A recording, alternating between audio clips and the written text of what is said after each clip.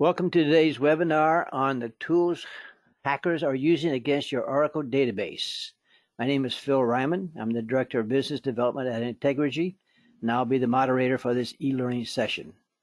Our speaker today is Steve Coast. Steve is the Chief Technology Officer and founder of Integrigy Corporation. He's been working with Oracle products since 1994, and for the past 17 years, Steve has focused on the security and auditing aspects of the Oracle e-business suite and the Oracle database, and has written and presented on these topics at various national and regional conferences. I'll now turn it over to Steve. Thanks so much, Phil. So today's topic is we're going to talk about your database being under attack. So when your database is under attack, how are people actually going to do that? What tools are the hackers going to use? And so we're going to talk about kind of some of the motivations behind that to start with. Then, how are they actually going to find your databases? What tools, what techniques are they actually going to do once they're inside your organization? And are they going to try to find your Oracle databases and attack them? So a lot of this work is based off of our consulting services that we provide to clients, that we're actually working with them on incident response, forensics, to figure out, okay, what actually happened? How did an Oracle database get hacked? How did you lose information from that database? And so we'll kind of go through not a specific hack, but generally taking the techniques and information that we found through those projects and kind of present it to you, saying, okay, this is what we found. This is the information that you need to understand. And the ultimate goal is here, how can you better protect your Oracle databases? So if you know the techniques, the tools, and those things that are being used against your Oracle databases, what can you do to actually prevent those attacks in the first place?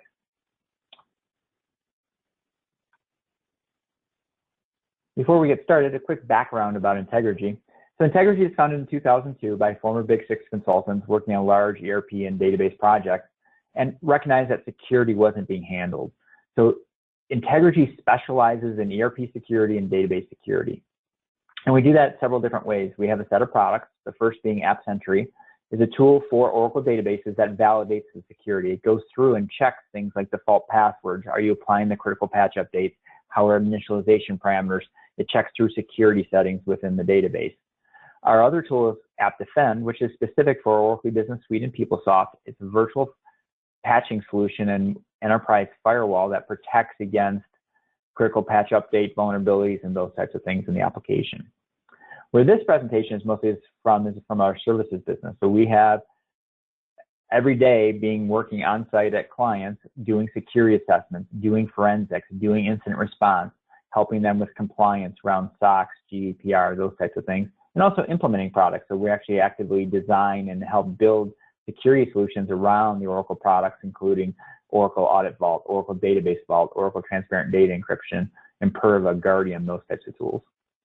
And then finally, we're backed up by a world-class research team. So Integrigy is actively working with Oracle to fix security vulnerabilities, to come up with best practices. For the Oracle Business Suite, we wrote the secure configuration guide for Oracle Business Suite. So we're very active with Oracle, working with them to make sure that their products are secure and providing them knowledge, publishing out best practices and things like that. So enough about Integrigy, kind of let's jump into the topic. So we'll start with a background. Why are your databases under attack? What are people after? Then we'll start talking about specific tools and how would an attack progress. And we'll actually give you examples and show you a little bit of a demonstration about how that might happen. Then kind of what the most important part of this presentation is really how do you prevent these attacks? How do you detect them at the end of the day? And then at the end, we'll actually open up to a quick question and answer. So let's talk about, in general, why are Oracle databases under attack? What are some of the things that you need to be understanding about the attacks that are happening that we're actually seeing out in the wild? So first and foremost, typically an Oracle database attack is a targeted attack. So someone is going after your organization. It may be a different set of organizations, so it may be an advanced persistent threat, a state-sponsored attack, a hacking organization, or simply that someone's looking for servers to actually do mining on for cryptocurrencies. So we're actually seeing a large number of WebLogic attacks about a year ago, and they're actually still continuing. That there's an anonymous currency called Monero that they hack into a WebLogic server and they actually install a small program that actually uses your CPU cycles to actually do mining.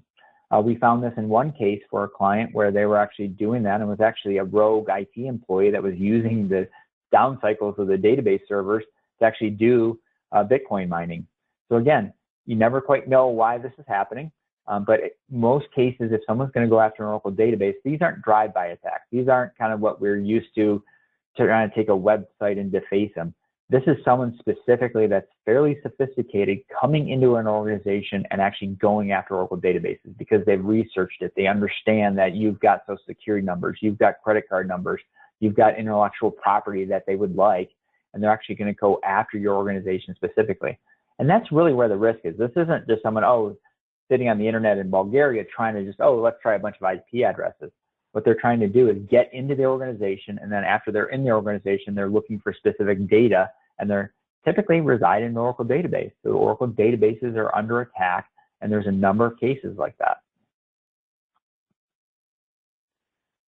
So what are people typically after?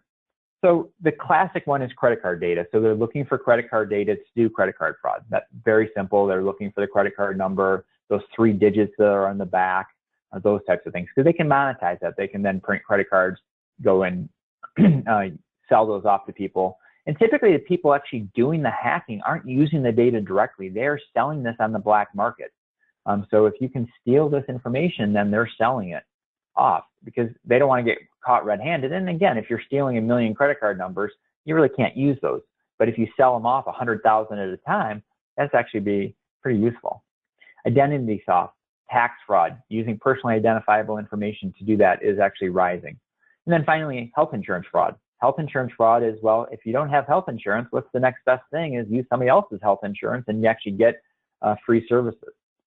So there's a number of different reasons that people are after this data. What's not included on this list are things like intellectual property. There's lots of other possible things, customer lists, those types of things that are often included in Oracle databases. But again, when you think about this, typically you can monetize this information in terms of identity theft, credit card numbers pretty rapidly. That's what a lot of times people are after because they understand your organization may have it. Well, and you may say, well, my organization may not have this information. Well, do you have an HR system? Every organization that has employees has social security numbers for their employees somewhere. So that's the type of information they may be after. And we can start talking about how to monetize that. When we're talking about healthcare industry, the healthcare industry has been under attack specifically recently because, again, they've got a lot of very personal information, and health insurance is very expensive. So that's something, again, you can monetize fairly quickly. So when they kind of did a survey of all breaches, they found 42% of the breaches were actually in healthcare organizations because, again, it's where the data is. That's where these attackers are going after. So especially if you know you have a large amount of personally identifiable information, credit card data, you're a target. Organizations are after you. But again, they're also after any organization that might have this data, including your HR system. So the key question is, why is this worth someone's time? And if you're sitting in the United States and you're thinking, well, this probably isn't worth my time and effort. I don't want to go to jail for $100,000. Well, it's a very different proposition if you're sitting somewhere in Eastern Europe, in Asia, in China, and you're saying, well, I can get $100,000 US dollars cash deposited into a bank account somewhere that I can use. That's a very different proposition because there's a very low likelihood that the FBI is going to come knock on my door if I'm sitting in a remote part of China or a remote part of Bulgaria, Romania, Russia. Very low likelihood of that. So therefore, $100,000, if I can do that 3 or 4 times, it becomes very meaningful. So when we start talking about how much is this worth? How much can I sell on the black market? And again, these numbers are always changing, but when we're talking about just getting someone's name and social security number, that may be worth $1. If I can get more information, I can get their current address, date of birth, that becomes more valuable. Now, if I can actually get a bank account number with that and a lot of other information, that becomes very meaningful. And actually, I can start monetizing that directly by selling it off because someone can take this and go around and maybe make a couple $1,000s. And so when you start thinking about these numbers, you now have to start going through the calculation within your organization. How much is this worth? And well, you may say this isn't happening. Well, the IRS paid out $4.4 billion in fraudulent tax returns in 2017. They're spending a lot of time and effort making this better, but they have not put in the adequate controls as of the 2019 tax returns to totally shut this down. They aren't planning to totally have full information that they can validate to make sure that there's not a fraudulent tax return until, I think, 2023. So this is still very profitable. If you're thinking $4.4 billion spread around, oh, hey, I want some of that. I want $100,000, $250,000, because all I have to do is figure this out. And you may think, okay, how does this happen? Like, what's the possibility? There was one security researcher who actually went through and tracked down because he submitted his tax return and it was rejected by the IRS. And this was a couple years ago. And he's like, what happened? And well, they had submitted, somebody else had submitted a tax return in your name, and we paid, and we're about to pay out the refund. And he says, well, that wasn't me. You need to stop paying out the refund. And they're saying, sorry, sir, we don't know who you are. We can't validate that you're actually the taxpayer. So therefore, we're still going to pay it out, and it's going to be paid out in a week. And he was actually able to really aggressively trace it down. He actually worked, I think, for a part of the state. He was an IT security officer. So he actually had a little bit of pull. He was able to spend a little bit of time and effort, and he was able to track it down to actually a bank account number.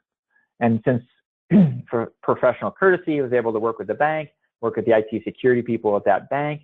He was actually able to track down who it was going to.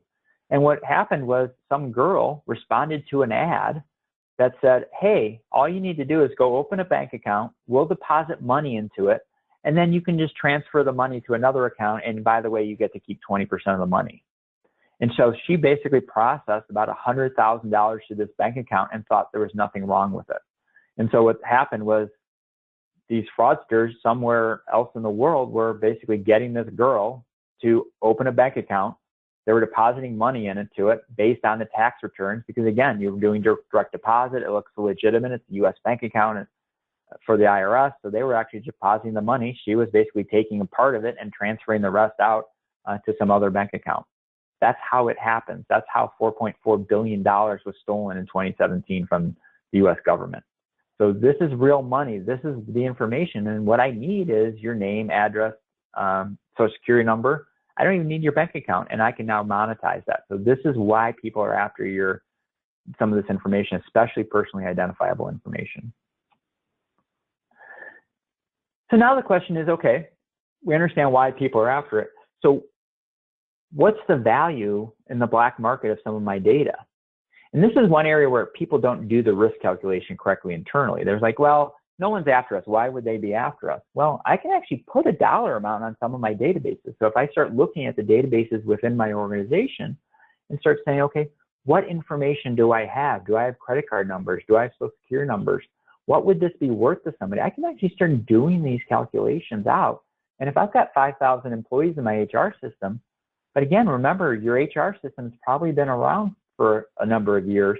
So that's your current employees. I may also have retirees in there. I may have former employees.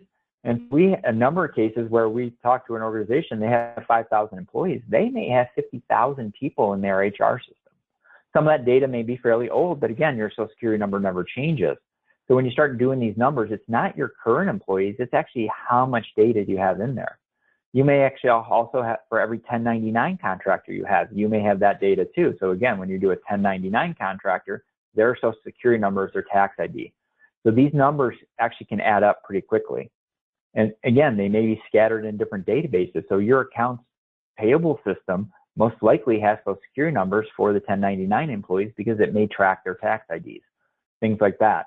So you always have to be thinking about where this information is and then how valuable it is. $50 times 50,000 employees, that becomes a fairly large number that someone can take, sell off, and actually monetize fairly easily. So now let's get into the meat of the topic here. So if someone's coming after you, what are they going to use? How are they going to actually attack an Oracle database? And the reason we want to understand this is not so you can go home and do it. It's really so you can understand how to prevent it, how to detect it, how to understand the tools they're using, what you need to think about within your organization to stop these types of attacks. And so there's a number of open source, publicly available tools. The key is this is not rocket science. This is well documented out. These tools are publicly available. People publish them out, and it's really meant for security professionals, penetration testers. That's really why these are designed. But since they work so well for those people, the hackers are typically using these. And in most Oracle database incident response investigations, you'll see it's typically this list of tools are used. And what happens here traditionally is there's not really many people in the world that are really good at hacking Oracle databases. The hackers are actually really good at hacking web applications, operating systems, phones, those types of things, because they don't run into that many Oracle databases. That's kind of a side job. That's kind of the thing that at the end of the day, because the really hard part is actually penetrating the organization. So these tools aren't really actually that good. None of these tools, I would say, are awesome. They aren't tools that are top-notch, that they do a really good job with Oracle. They do a nice job, they get the job done, but they don't really have the bells and whistles that some of the other hacking tools do. The first tool here is Nmap. This is a very well-respected network discovery tool. So Nmap is really meant to scan your network. So your IT security team is definitely probably using Nmap or some variation of Nmap to scan the entire network, find out where all the hosts are, look for different services. Are there web applications running? Are there Windows servers running? And oh, by the way, it does have a number of Oracle features, but the tool isn't intended for Oracle. As well, we've got a great tool. We can actually extend it to Oracle. It wasn't designed for Oracle. Metasploit is another tool like that it's a very good general purpose attack tool. It's very capable and very feature rich, but it's meant for networks. It's meant for operating systems. It's not meant for Oracle databases, but since it does such a great job, they've added features in to go after Oracle databases. So kind of looking at these tools is there's a number of really good tools, but they're rudimentary. They do a nice job. They get the job done. But unfortunately for us, that's all that the hacker needs to do. They just need to get the job done. They don't need the most sophisticated tools because unfortunately most organizations don't have the monitoring, the detection tools to even detect the lowest level attacks. In almost all the times that we do incident response forensic discovery, the organization didn't detect it until it was too late. They didn't have in the tools and the capabilities and the infrastructure in place to actually pick this up right away. It was way after the fact that it was actually detected because there wasn't basic database auditing. There wasn't basic database monitoring in place. So therefore, these tools just have to be rudimentary and basic because that's all people need. If you put in defenses, the tools will get better and I try to overcome those. But at this point, they're actually not needed. So in terms of the tools, today we'll actually demonstrate mostly Nmap. Nmap is a very capable, we really like Nmap. We use it all the time internally. But there's a number of other tools that can be used. There's a lot of overlap between these tools. There's not typically that you need to use 4 or 5 tools to hack an Oracle database. You typically actually need to use 1 or 2 in order to get the job done. Another Oracle-specific tool is called ODAT, the Oracle Database Attack Tool. Again, these are all open source, publicly available. So again, ODAT's on GitHub, so you can actually go and get it from there, actually see all the source code. And it is very specific to Oracle. So ODAT only works for Oracle. It's probably the most feature-rich of these tools. Metasploit, again, is a very robust open source product. There's a community edition, and it has a number of Oracle features. However, its specific Oracle exploits are actually fairly limited, a little bit older. There's another tool, Hydra. Again, this is, again, on open source. And then finally, the last tool here is OScanner, which is a little bit older tool. It's 7 years old. Guess what? It still works perfectly fine with Oracle. It, maybe with a 19C database, it may get a couple errors here and there, but it's very capable even up to 19C for some of the basic things that you're trying to do is password guessing, SID enumeration. That technology with Oracle has not changed over the years. So what we're going to do is demonstrate the usage of these tools. So how can you see these tools actually in operation in your network? So to understand why the databases are under attack and how someone's going to do it. So let's walk through actually a targeted attack. What's going to happen? What are the different steps in the process? The fortunate thing with Oracle databases is hopefully no one on this call today actually has their Oracle databases on the internet. So the one advantage of the Oracle database environment is it's inside the perimeter of the network. Now the question is for your organization is how strong is your internal network? Is it segmented or is it completely flat? Most organizations are still running a fairly flat network, that there's not a lot of firewalls internally. I don't need firewall rules to go from one place to another. So you've got kind of two types of organizations in the world. That you've got one type that I can't get from my desktop to every single Oracle database connecting to port 1521. I can't just use SQL Plus, SQL Developer on my desktop and connect it to every database. That's a little bit different environment than if you have a flat network that every single desktop, every client in the organization on the network can connect to every single database. They can use SQL Plus, they can use SQL Developer, those types of tools to connect. So based on those types of architectures, is it more complicated to hack an organization that has a segmented network? Definitely, but I still am looking to get past that point. So the attacker may have to do a couple additional things. We have seen successful database attacks in highly segmented networks that you would think it would be virtually impossible, and attackers are able to do it because typically they're looking for the weakest point. A flat network's much easier to hack, but we've seen successful database hacks in even network designs that limit access to the databases as much as possible. But again, that's a very worthy goal, to limit access, because it becomes much more complicated. So how does this actually happen? So the first thing is we're assuming that there's a point of entry into the network. So the attackers still have to get past your perimeter defenses into your internal network. And once they do that, is they establish some sort of breachheads. And again, a number of hacks that have happened over the years, attackers have been in networks for years. Some cases it's in days. IT security is able to discover it, stop the attack within hours, sometimes days, sometimes it goes on for months. There are other cases where some very well-known published out attacks happened over like a 2-year period, that the attackers were able, and the hackers were able to get into the network and keep access to the network for a long period of time. So once the hacker gets into the network, then they look for lateral movement. Then they're going through and trying to expand the compromise. So they may have done a phishing attack. They may be able to compromise one desktop. They may have been able to attack in and get access to a single web application server, then expand out. So the next thing that they're doing is step 4 now is asset discovery. They're going to say, well, we know you've got a massive amount of credit card data, or you're a healthcare claims processor and we know you have a massive amount of social security numbers. We're going to now start looking for that. And so one of the things that we see often is they start looking for things like SharePoint. Then they'll kind of progress along the cycle, and databases are on there. They may go after SQL Server databases first because they understand SQL Server a lot better because it runs on Windows. It's a little bit easier to understand. And then typically as they move along, they'll then get to the Oracle databases. And so we'll start seeing indications of scanning. They're looking for databases running on port 1521, things like that.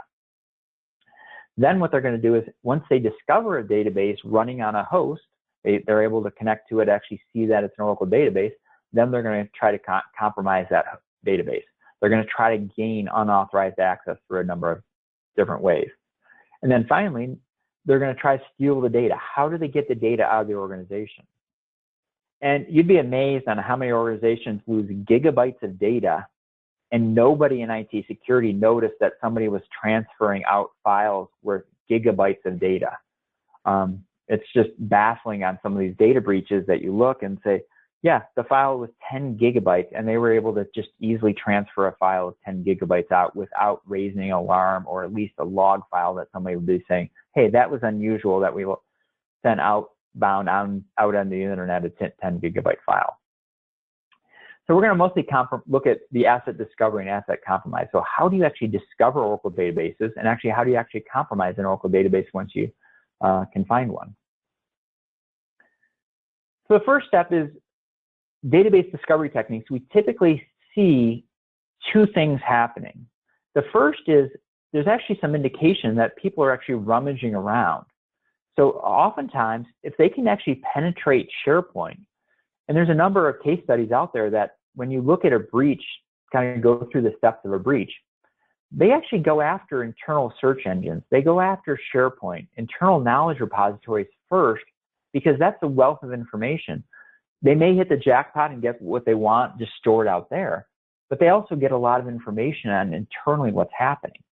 So they're actually looking for TNS names files. They're looking for where they can find the databases so they don't actually have to do any active work. They don't have to potentially expose themselves by actually doing things called port scans. So a passive discovery is they're just going through SharePoint. They're doing some searches in SharePoint, typing in Oracle, typing in tnsnames.aura, trying to find those files and things like that. And if they can't get that information that way, then they're going to go to the more active approach. Now they're going to be noisy. And the problem is on the active approach is you're noisy on the network. You're making noise. You're potentially exposing yourself to IT security so they can actually discover you. And what they typically do is they actually use things like Nmap, and they do what's called a port scan. So Nmap will go out and just try every single IP address and check to see if a database is running on port 1521. And so these Nmap just goes through and just generates network packets and just tries to connect every IP address in the network and checks, hey, is there an Oracle database running on port 1521? And a hacker doesn't really like to do that because, again, they're opening themselves up to IT security. Potentially those monitoring tools might be able to pick them up, might be able to detect those scams. Unfortunately, we do this all the time in many large organizations. We have never had a case where someone from IT security came and said, hey, are you guys scanning the network? And we oftentimes, after we do it, we go to IT security and say, have you seen any unauthorized, any unnormal activity on the network running? And typically they tell us no. Because when you're looking for a very specific set of assets, and usually the attacker is also smart, they can figure out where the data center is. So they're looking for things in the data center because the database is not going to be out in the remote office. It's going to be in the data center. It's not going to be on a floor with a bunch of desktop PCs.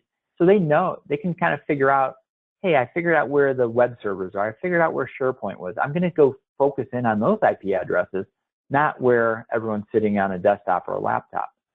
And so typically when we do this, we can actually get down and narrow down our port scan to a very low set of addresses and one port, and we can go underneath the thresholds that would actually trigger an alarm. So a lot of times when you see actually a network scan looking for Oracle databases, you can get it low enough and do it slow enough over a couple hours that you'll actually not even trigger an alarm by IT security. So again, your IT security team will say, oh no, we pick up network scans all the time, we're protecting against it. That may not be true when you're actually looking very specifically just for Oracle databases.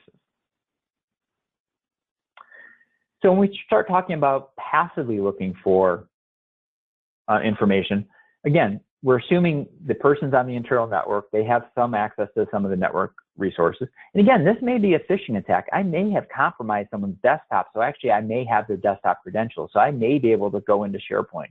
I may be able to go into the internal search engine. So some people use like the Google search appliance internally. They have internal search engines. So again, one of the things you do is just go internally into your own tools. Can you find the TNS names file? And what we'll do here is we'll actually jump out to Google and actually give you an example. And so this is just, let's assume this is Google on the internet, but let's assume this is your Google search engine internally, your own internal search repository or SharePoint. And I'm actually just doing a search and I'm looking for a TNS names file here. And we'll kind of go through some of these and we'll actually find one. So there's actually one here, University of Calgary. And so University of Calgary, we found a TNS names file. And my favorite story here is I used to do this demo and then we would actually find this on the internet and say, well, no one really actually has Oracle databases on the internet. And it was not this organization, but it was another organization that we actually then, hey, let's try to connect to this database. And I connected to the database. I'm like, oh no, that's not good. Just, you kind of go through a demonstration, it's live. Hey, let's just try to log into this database, see if they've changed default passwords.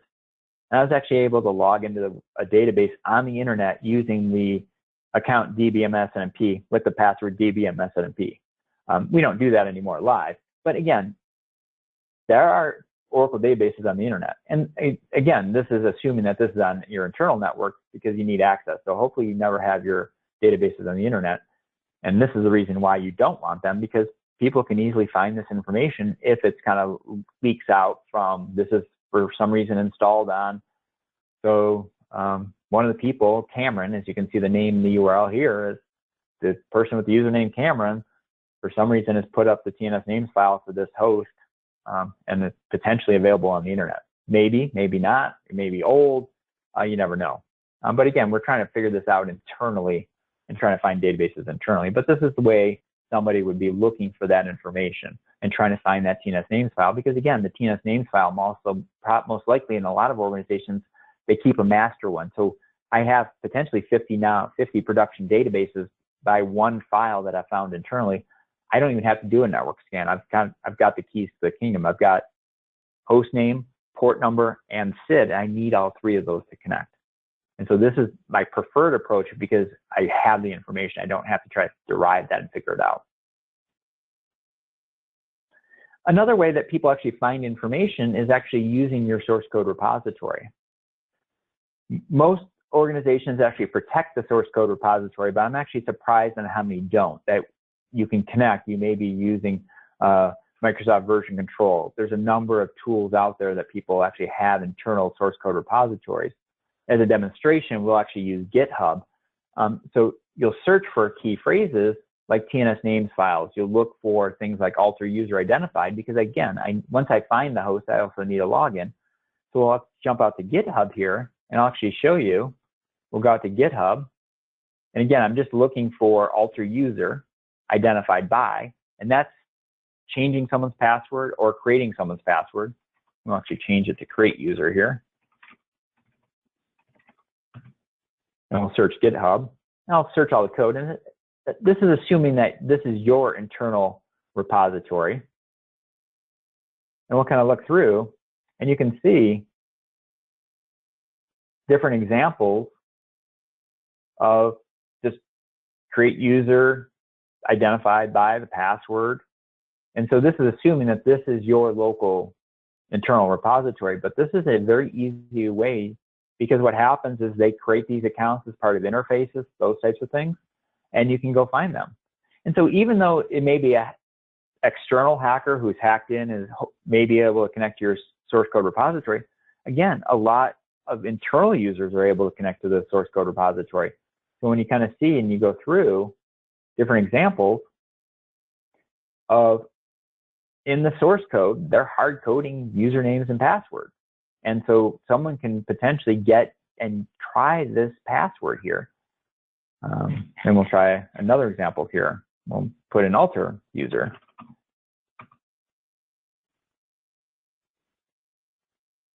And we'll look at the code. And we'll kind of look for different examples here.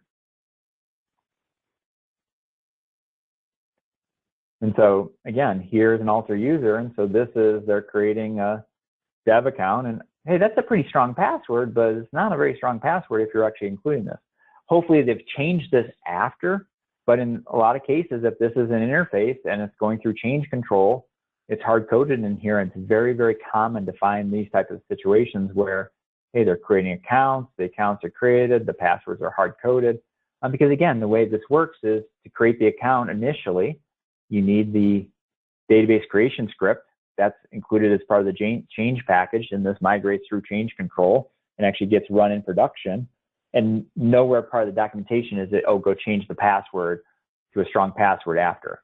So it's very common. Again, this is how it happens. And even in internal hacks where it's an employee or contractor is actually getting into a databases, we found that they've actually been able to get the credentials out of the source code version control systems. So this is all real life. This is how we see it happening by just going in and finding this information.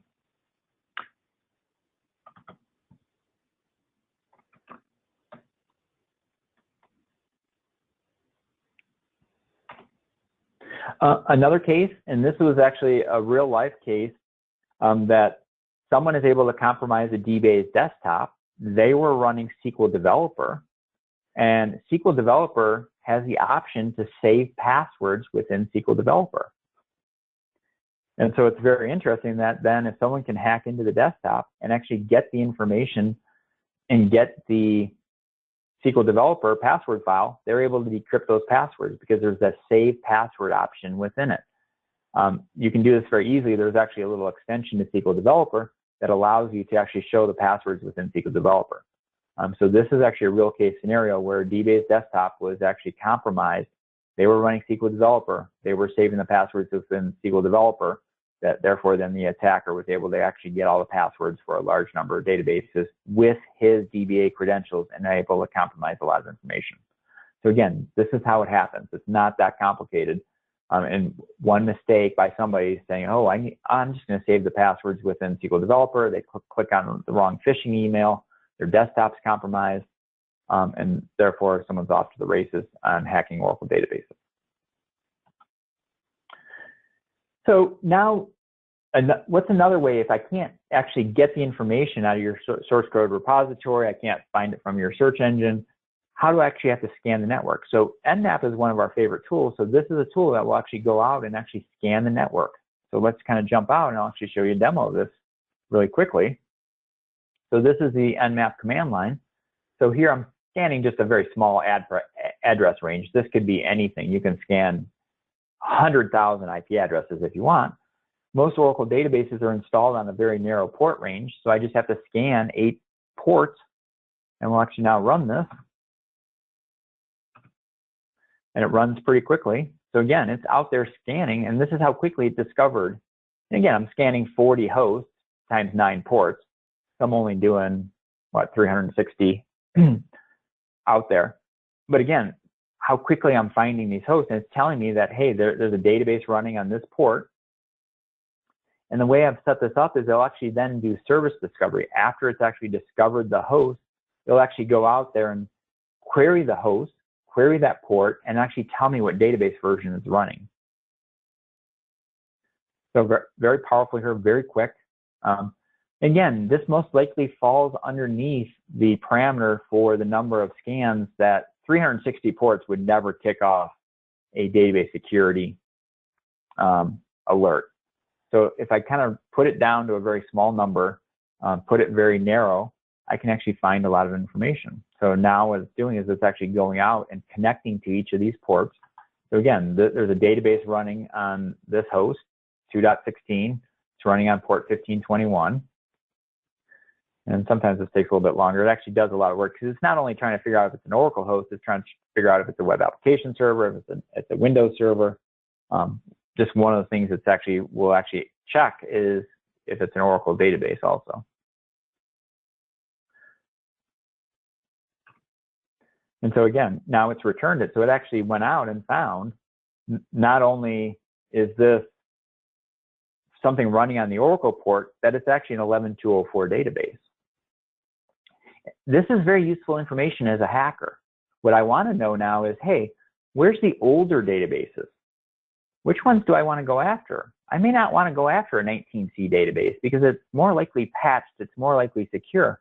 If a 10.2 database showed up here, I'd probably go after that first because I know it's not patched. I know there's a lot of security vulnerabilities in it. It's probably kind of forgotten, but it still may have useful information.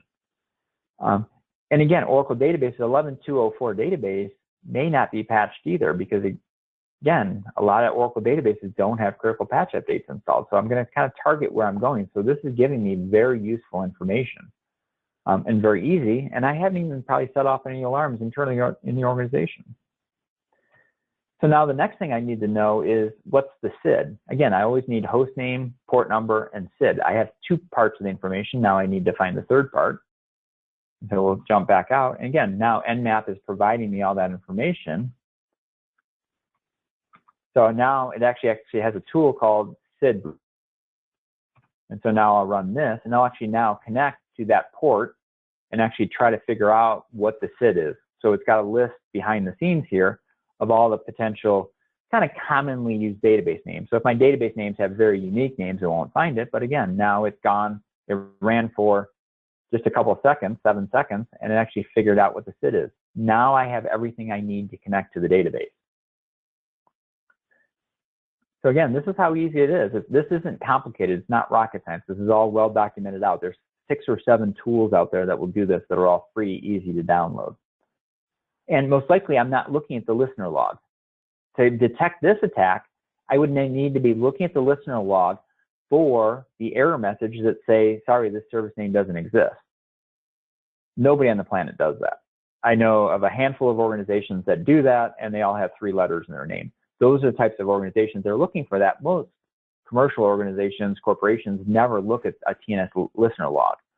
No one's putting an alert on that saying, okay, if I get too many service names unknown, generate an alert.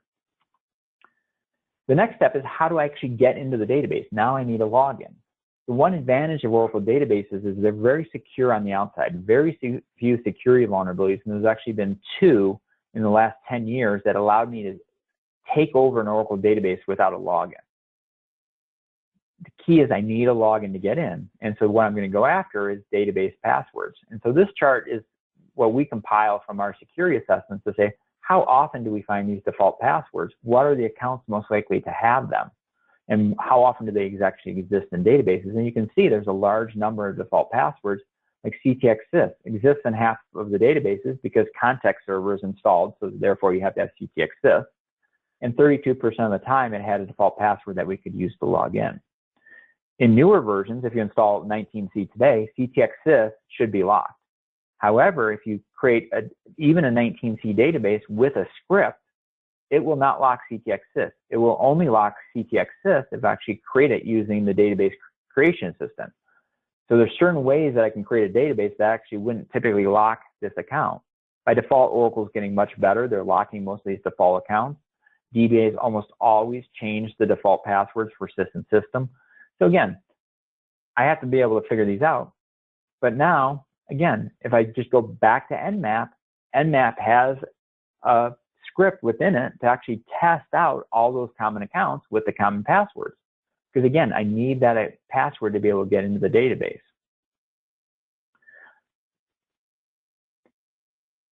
And also, once I'm in the database, if I ever get access to user dollar and I can get the password hashes, I can then use a number of free tools out there. And again, if you just Google Oracle Password Cracker and you can get the password hashes somehow, I can actually then crack those password hashes offline. Because again, I always need that account to get in. So as you can see, we're just progressing along. We're able to find the databases, connect to the databases, potentially now get a login. And now once I have a login, I potentially want to get another login. So if I can get into the password hashes in user dollar, I can now jump in and get even higher privileges. And then finally, the step is, even if I have a lowly privileged account, I want to be able to escalate my privileges. I want to now get DBA privileges. I want to get something more. What's very interesting is the discussion up to this point is we never talked about critical patch updates. Everything I've talked about until privilege escalation, we haven't even talked about security patches. Everybody in the security world is, oh, you need to apply security patches. Security patches will protect your Oracle databases. Everything we've done up to in terms of finding the databases, finding a default password, had nothing to do with critical patch updates and the security patches. It all had to do with database hardening, network configuration, database monitoring, preventing those things. It had nothing to do with the security patch. The security patches only come into play once I've actually gotten a database account that has low privileges and I want to now escalate my privileges. So once I'm in the database and I have maybe an account like DBMSMP, you forgot to change the password. I was able to get into the database. Now it matters that that DBMSMP account really doesn't have many privileges. It has some select privileges. I can see some internal information, but it doesn't give me what I need to actually steal data. Now I need to escalate my privileges. Now what I'm going to do is now do some Google searches and find some database security vulnerabilities that have exploits on the internet and actually now exploit that to get DBA privileges. I'm going to take that simple account and actually escalate it, hopefully up to DBA privileges, or allow me to execute OS operating system commands from the Oracle database, those types of things. So that's really the final step. So it's a very critical point here that security patches help. And again, there's occasionally a vulnerability that will let me take over an Oracle database remotely, but those are very rare and far and few between. Vast majority of Oracle critical patch updates, security vulnerabilities, all have to do with public permissions. Once I'm in the database, I have to have a database account to use 99.5% of Oracle security bugs. I need a database account to get in. But once I'm in, most of them are in public permission, so I can actually take over the database. And typically 1 or 2 each quarter are actually have publicly available exploit code published out on the internet with instructions, or are put in tools like Metasploit that allow me to actually take over the database.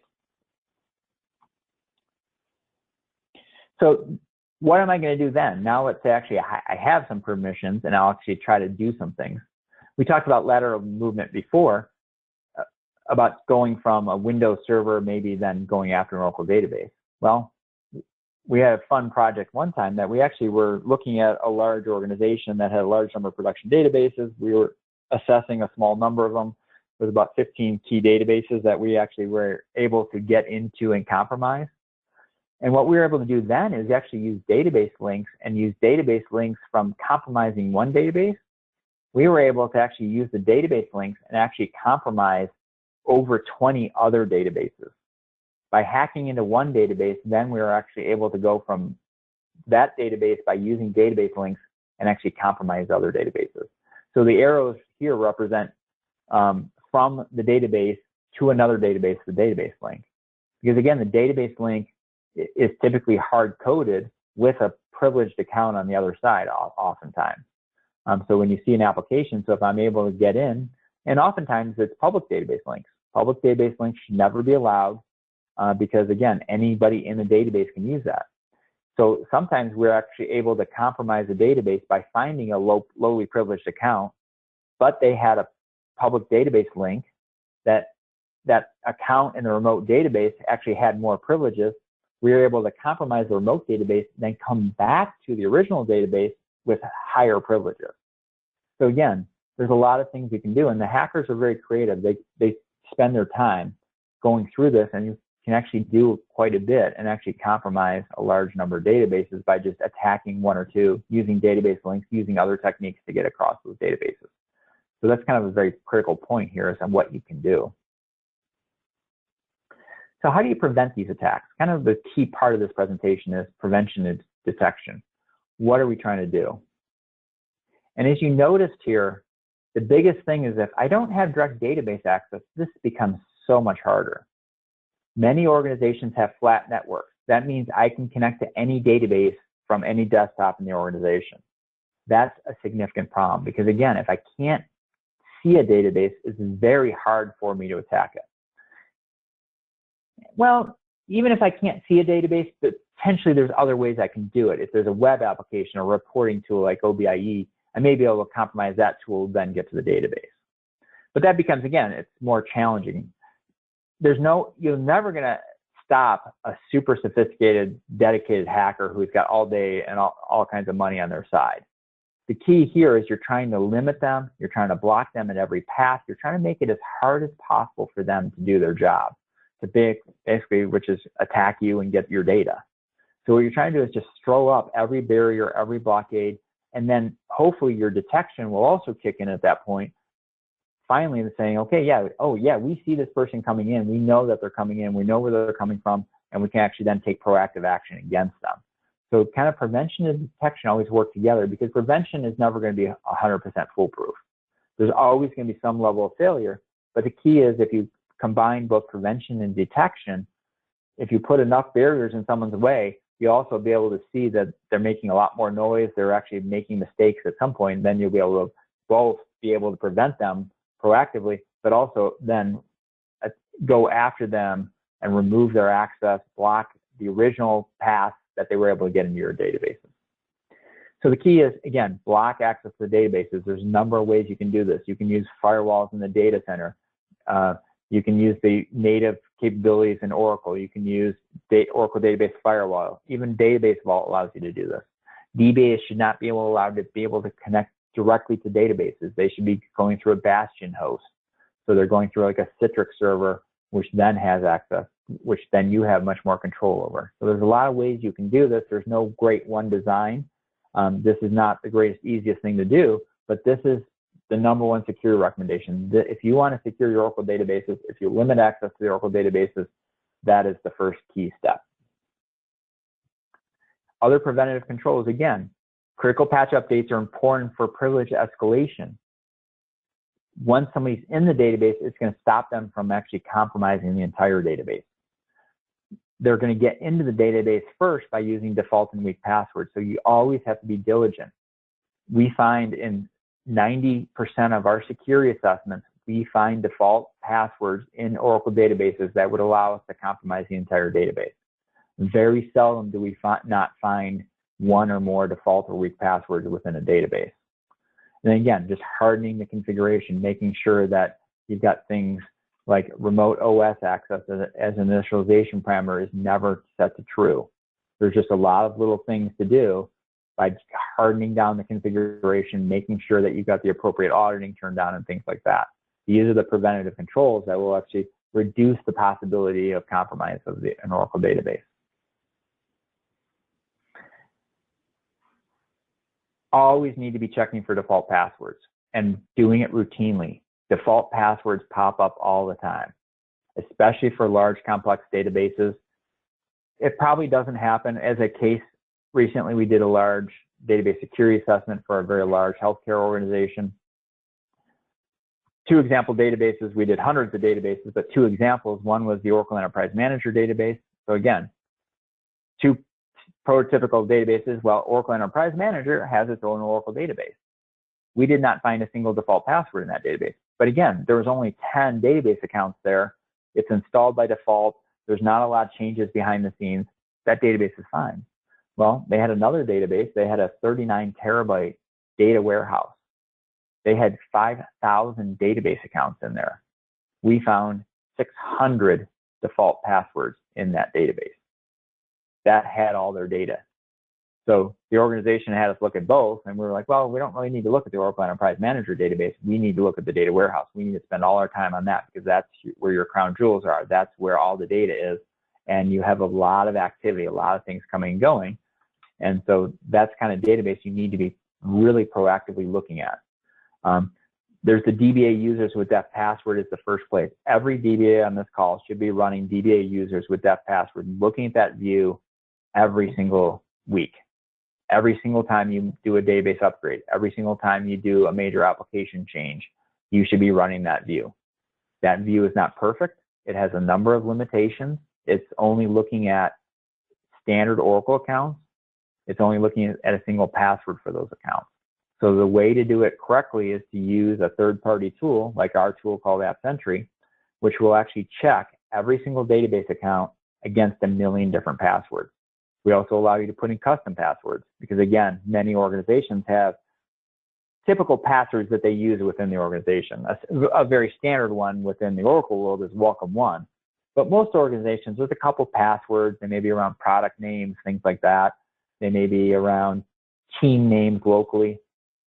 But there's usually a couple passwords. When you ask the DBAs, hey, what are the passwords you typically use? They can kind of rattle off a couple. Those should be in your password list.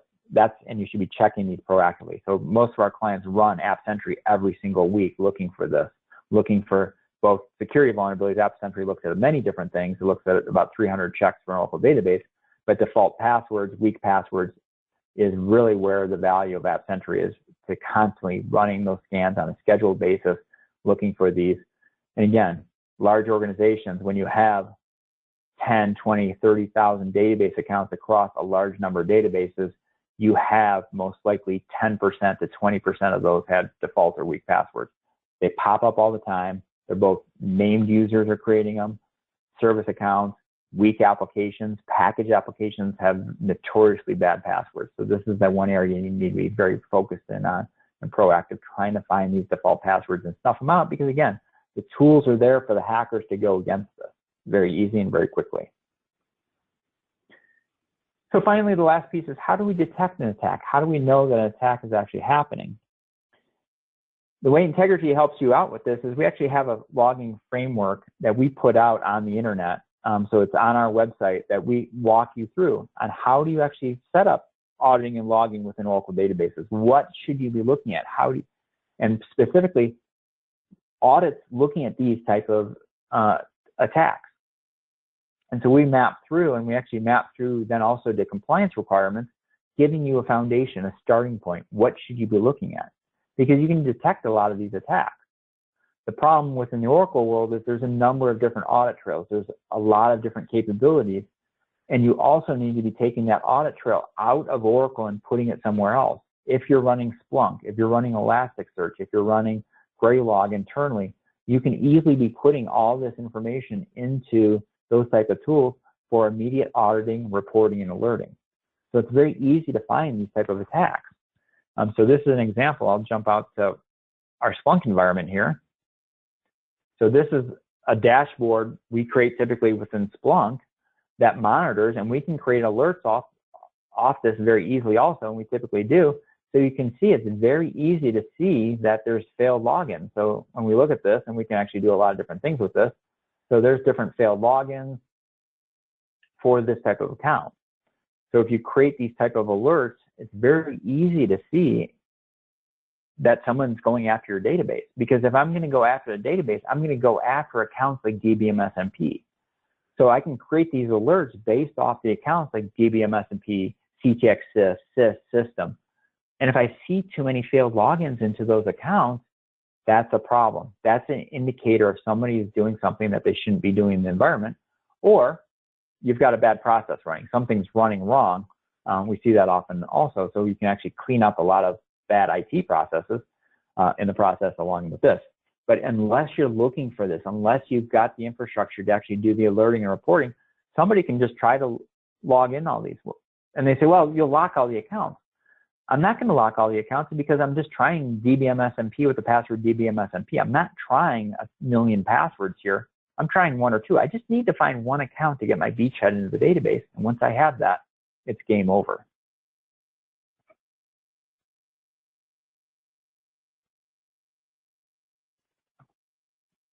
So that was a walkthrough, kind of taking you from kind of the start to the finish. Is if I'm going to attack an Oracle database, what tools am I going to use, and what's the process I'm going to go through, and then some of our key suggestions on how to prevent those type of attacks and how to detect them at the end of the day.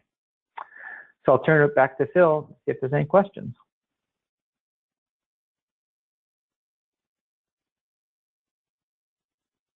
You're still on mute, Phil?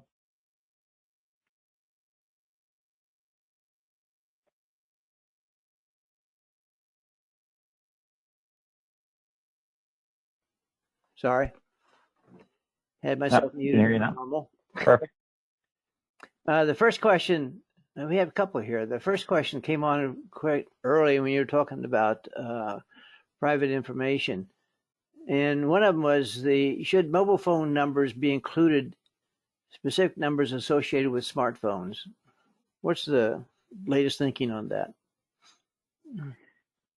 So anything that's personally identifiable is often considered within scope. So for GDPR compliance, a mobile phone number would be a uniquely identifiable piece of information and would be considered sensitive information. We actually see some specific attacks and hacks, depending on what your organization is doing, that mobile phone number may be useful to an attacker. So we would definitely always include that. So when we're looking for, we do a lot of sensitive data searches as part of our security assessments. We always include phone numbers. Phone numbers, addresses, date of birth are always those types of elements that we're looking for. So we'd always, and also email addresses. So we're always looking for those types of data elements. Next question. What do you think of Oracle's VStat tool? VDStat tool. Yeah, so Oracle has, for everyone, so Oracle has a tool called DBSAT, so DBSAT, so it's the Database Security Assessment Tool. That's a free tool by Oracle. It works fairly well. It's limited in what it does, and you have to run it for each database, but it's a good starting point. Unfortunately, for like default passwords, it's not doing what we think you should be doing in terms of looking for every single account with millions of passwords against those.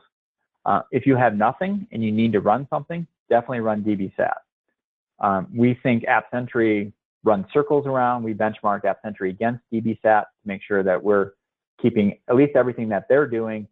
And we think AppSentry is doing about 4 times as much as dbsat is doing.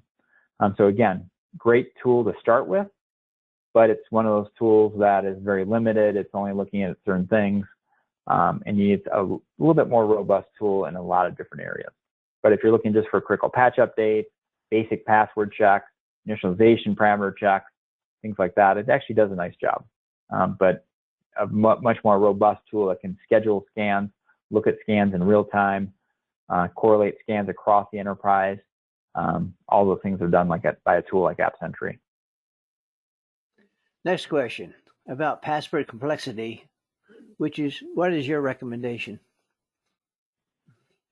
For password complexity, you should definitely have a password verify function that maps to your organization's standards. So the way we want to see that is when we're talking about password complexity, you should have 1 or 2 standards. We like to always see the organizational standard for password complexity be one for named users and one for service accounts, because your requirements around service accounts are different. So the password length should be actually longer, and you should probably rotate those passwords every year, where you may be rotating passwords for named users every 30 days or 90 days based on your organization's standards. Then what you should do is create a password verify function based off of your organization's standards, have it in a shared location for every DBA, and then you should be installing that in every single database, and then you should be hashing that code, and that's the way you should be checking that you've got the latest version installed in every single database for password complexity. We don't care what your password complexity is. It should match what your organizational standards are. Your IT security team has a password complexity policy, and you should be mapping your Oracle database password complexity to that. For service accounts, we think it should be a lot longer. In my opinion, it should have a 12-character password, but that's our personal opinion. But whatever your organization has accepted as a standard is what you should be adopting. Next question. Great presentation, by the way. DO Toad also keeps a password as text on Windows machines? And that's a question. I believe so. I'm not sure. I haven't looked at that in a while. I'd have to ask someone from our team, because we work mostly with SQL Developer. So I know we've got a couple guys using Toad, but I'm not sure. I'm pretty sure it still has the same save password function, but I'm not sure how it's actually stored on the machine.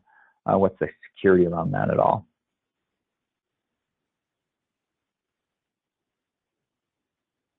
All right, I got one more here. Well, I can answer this one. Will the PowerPoint be available afterwards? Yes, in the next 24 hours or so. So I believe that's all the questions for the day. I want to thank everybody for spending some time with us this afternoon.